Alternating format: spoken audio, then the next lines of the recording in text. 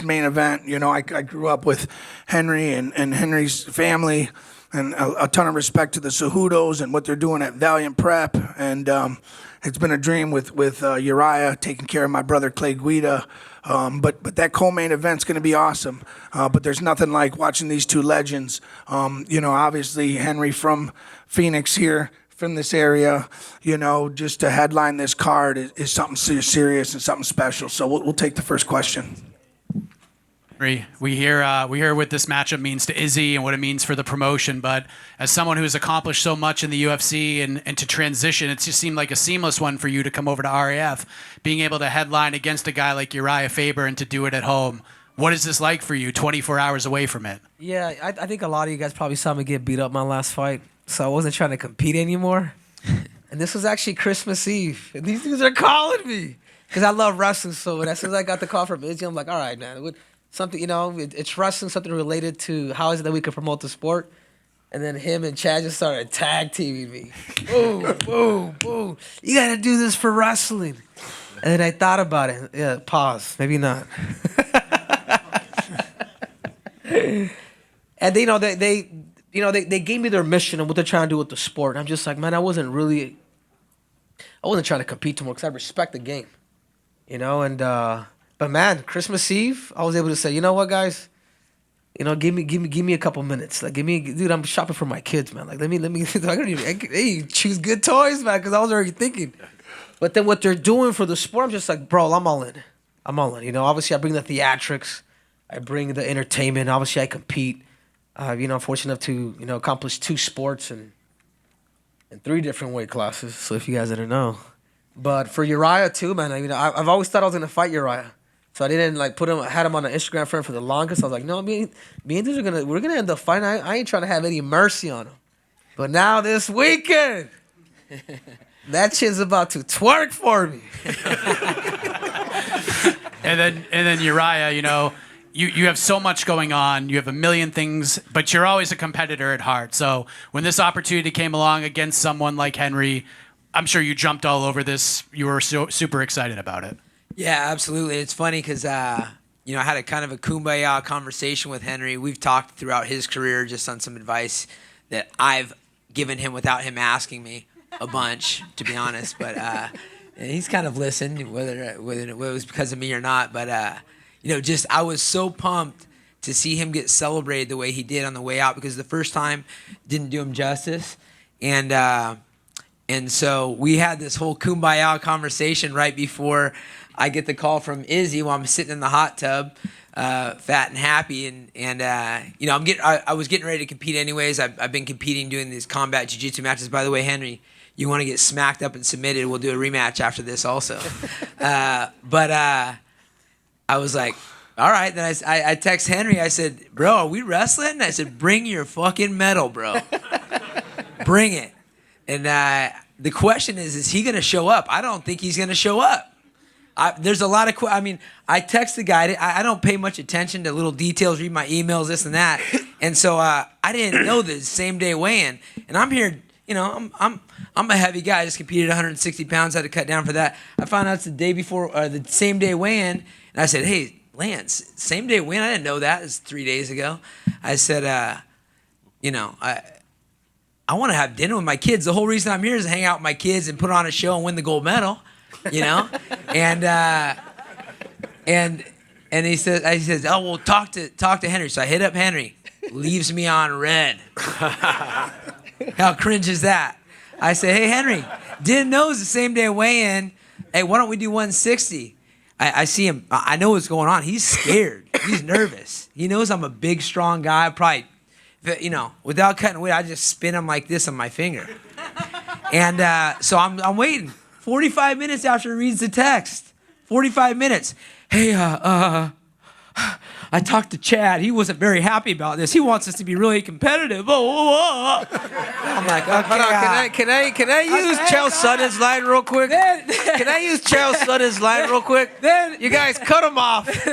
Cut him off. I see these guys together. I'm with my daughter who negotiated a great contract to babysit his kids, $20. Are you gonna babysit my kids, Callie? Right. Callie's ready to do that. And I see Chad there. I said, Chad, was it you that said we couldn't get the extra pound the day before weigh-in? He said, that wasn't me. Henry's like, okay. So This man is gonna, what is he going to show up? Hey, Answer that question. then he gives me a bottle of this water, 16 ounces of water. I drink it, I gain 1 pound. This guy's trying to get out of this match. He's trying to get out of the match. So I hope he shows up. My daughter did a side-by-side. She asked, how old are you? He's like, how old do you think I am? Who do you think's older? She's like, looked at me and him. She said, you're older.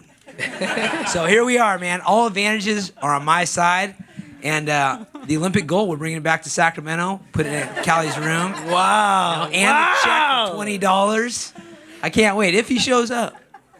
Oh, I'm showing up. I already have my next opponent, by the way. I need that pre-warm up.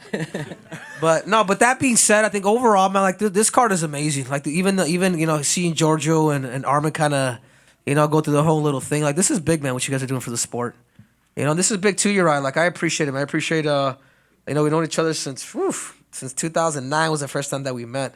Yeah. And I think it's awesome, dude. I think it's awesome what Izzy and Chad are doing, and you guys join the train, man. I've been saying a bunch of crazy stuff, but you guys join the ride.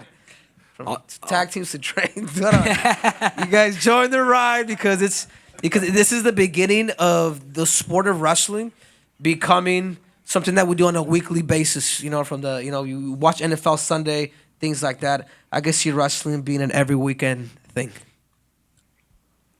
I want to say something real quick because I don't know. Izzy is an amazing coach. He also likes to have a good time. We were hanging out, I think, in Mexico City or Brazil or something on a UFC card, coaching and everything. And I don't know if he remembers this conversation. I'm sure he's had it a lot of times, and I've had the same conversation. It's about the law of exposure. The more you see, the more you are introduced to, the bigger you think, the more you think you can, the more you want, etc. And he was telling that to me about, I just, I want the jet, and I want big, so I want to do big stuff, and I want to do this, and I want to do that, and I'm going to go big, and blah, blah, blah. It doesn't really mean anything other than he's thinking bigger than he ever has, and it reminds me a lot of Dana White. Meeting Chad, it reminds me a lot of Lorenzo Fertitta, a very poised and polished businessman, a guy that's out of this world, charismatic and loves the sport more than anything, and this is what our sport needs. And this is why we're here. I think Uriah, Izzy White, Chad Fertitta. you agree? That's it. I think that me and Izzy are creating our own lane. We want to just be, known for being Izzy and Chad. So, hey, I'm not trying to. They've done an amazing job, but just so we're clear, like when Izzy and I, you're paying us, Chad. You're paying us. No. When Izzy and I started this, everyone was fucking hating on us for doing this. So I think for us, it's fouled every time it started. There's people betting on over and unders and for it to succeed. But when Izzy and I and Eric Bischoff too, who's on here because he hasn't been getting mentioned, but him and his production team and our team, like when you walk into that arena, it's real. And what we've built, I just want to be known, and Izzy, what we're doing for, our legacies is for, like Izzy mentioned, my son going into his room and inspiring me to do this, and then his coaching and Hulk Hogan and his love for this. But we just want to be we wanted to be defined as RAF and creating our own lane. That's what we're here for. Uriah, speaking of piggybacking off of what Chad just said, when did you first have RAF at your attention in the forefront? Were you following for the first one? What were your honest thoughts when you very first heard about the promotion? Right off the bat, I was super excited about it. I'm an older guy, so I've seen this come and go, not done well for years and years and years, and everybody was hopeful for it every single time. So for me, it needs the right recipe. Like when I talk about the UFC roadmap, it is a guy, Dana was a guy that was a kickboxing instructor. Then he became a manager for Chuck Liddell and Tito Ortiz. And he was, he came to his friend who also was already on the boxing commission, Lorenzo Fertitta, and said, bro, this sport could be huge. There's so much stuff we could do with this thing. And they had the equal passion, business acumen, the grit, the fighting will, which you need in business in general, and the money. And I think right now more than ever, wrestling's on a pedestal. I mean, if you want to talk to any commentator or analyst or reporter about the keys to mixed martial arts to be the baddest dude on the planet, wrestling is the first conversation. And so we're held on a pedestal right now. But you know, you take a top world champion right now in mixed martial arts, depending who he is, and you put him against the Olympic gold medalist. There's a very, very good chance you put those two in a room. The Olympic gold medalist is going to walk out of there alive with a severe beating on the champ, because he's the bad dude and he'll go right where he needs to. So people need to understand that. Was going to happen on Saturday night, Uriah. So thank you for that. Yeah. Well, the other thing about that is Henry won that, I think maybe 19, 18 years ago, something like that. He has not aged well, as my daughter pointed out. He was also 121. You see all this hair, He's also bro? 121 pounds. This is real, Uriah. I don't know many grown men 121 pounds. The other thing is, my mentality changed. I was never a guy that wanted to be an Olympic champion. I hate to say it, unfortunately, and I encourage everybody to think big from the get-go. But I put my toe in, then put my foot in, then jumped in full speed. You know, I wrote my goals the wrong way at the end of the day. It was to be an All-American, to be an All-American, to be All-American. I missed it by one overtime point to David Douglas in NCAA's. But I never wrote down be a national champion. I never wrote down be an Olympic champion. Why? Just a crazy thought to not even let myself think it and put it on a paper. And that changed for mixed martial arts. And I've been wrestling with that mentality for another 20 some odd years since I had my best wrestling match. So I'm not the same guy, and you're definitely not the same guy. I want to ask you something about that, you guys right here. Thank you guys so much, by the way, Chad and Izzy, for putting this together, because I can hear an obvious camaraderie and passion in here for what you're doing to inspire and give the athletes what they really want.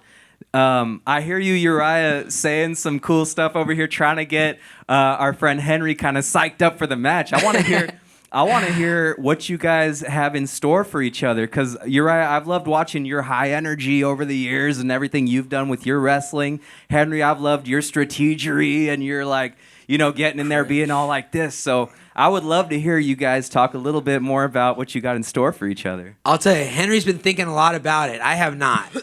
I tell you, he's been nervous. And honestly, I'll be honest with you. I even forget that I'm wrestling this weekend, to be quite frank. But that's the honest truth. We were having dinner last night, had a couple of drinks.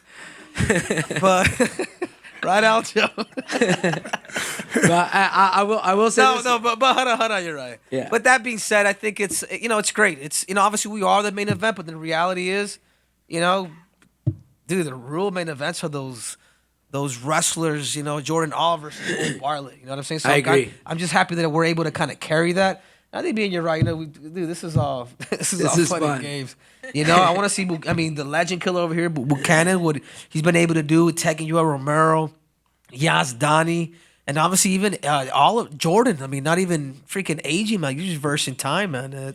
It's ridiculous. You still can make 145 pounds, bro. I gotta get that. From the streamer to to Muggsy.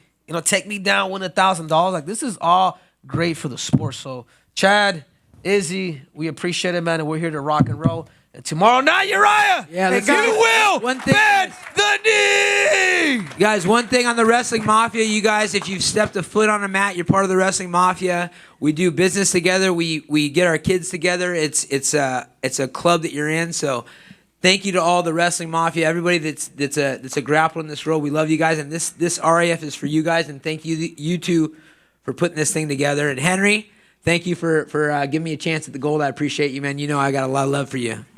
All right, guys. Thank you very much.